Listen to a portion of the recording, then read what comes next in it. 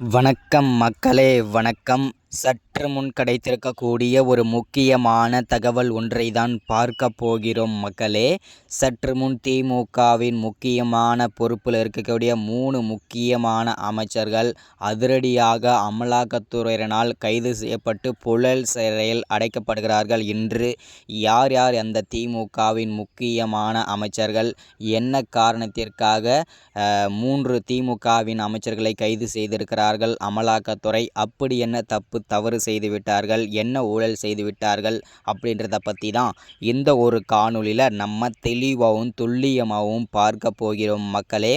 அதற்கு முன்பாக நமது அரசியல் நியூஸ் சேனலுக்கு நீங்கள் புதிய பார்வையாளராக இருந்தீர்கள் என்றால் மறக்காமல் நமது அரசியல் நியூஸ் சேனலை சப்ஸ்கிரைப் பண்ண மட்டும் மறந்துடாதீங்க. சப்ஸ்கிரைப் பண்ண உடனேயே பக்கத்திலே ஒரு பெல் பட்டன் வரும், அதை கிளிக் பண்ணி ஆல் ஆப்ஷனில் போட்டு வச்சுக்கோங்க. தொடர்ந்து நம்ம வீடியோ போட்டோம்னா உங்களுக்கு நோட்டிஃபிகேஷன் வந்துடும் மக்களே. அதை பார்த்து தெரிஞ்சுக்கலாம் இன்றைக்கான அரசியல் நியூஸ் என்ன, இன்றைக்கான அரசியல் அப்டேட் என்னன்றதை தெளிவாகவும் துல்லியமாகவும் நீங்கள் தெரிஞ்சுக்க முடியும் மக்களே. அது மட்டும் இல்லாமல் வீடியோ பார்க்குற ஒவ்வொருத்தரும் மறக்காமல் வீடியோவை லைக் பண்ணணும், வீடியோவை ஷேர் பண்ணணும், ரொம்ப ரொம்ப இம்பார்ட்டன்ட். அது மட்டும் இல்லாமல் வீடியோவை ஷேர் பண்ணிவிடுங்க. ஓகே, வாங்க வீடியோக்குள்ளே போகலாம்.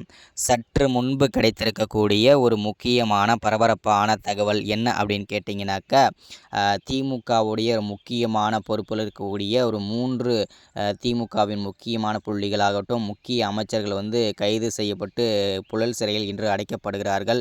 யார் யார் இந்த திமுகவின் முக்கியமான புள்ளிகள் அப்படின்னு பார்த்தீங்கன்னாக்கா, முதல் இடத்தை பிடித்திருப்பவர் அமைச்சர் துரைமுருகன் அவர்கள், அடுத்ததாக ஏவா வேலு, அடுத்ததாக பார்த்திங்கன்னா முன்னாள் அமைச்சரான பொன்முடி. இந்த 3 திமுகவின் முக்கிய புள்ளிகளும் முக்கியமான அமைச்சர்களும் இன்று கைது செய்யப்பட்டு புழல் சிறையில் அடைக்கப் போகிறார்கள் என்று செய்திகள் வெளிவட்டாரங்களில் பேசப்பட்டு வருகின்றன மக்களே.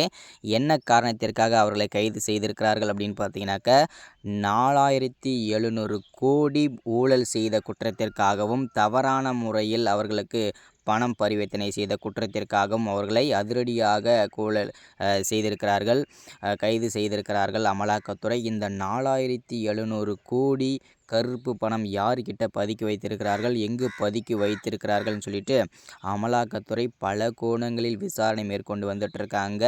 இன்னும் அந்த 4700 கோடி முடக்கப்படவில்லை. இந்த 3 முக்கிய புள்ளிகளும் இன்று புழல் சிறையில் அடைக்கப்படுவார்கள் என்றும் விசாரணை மேற்கொண்டு போயிட்டுருக்கு.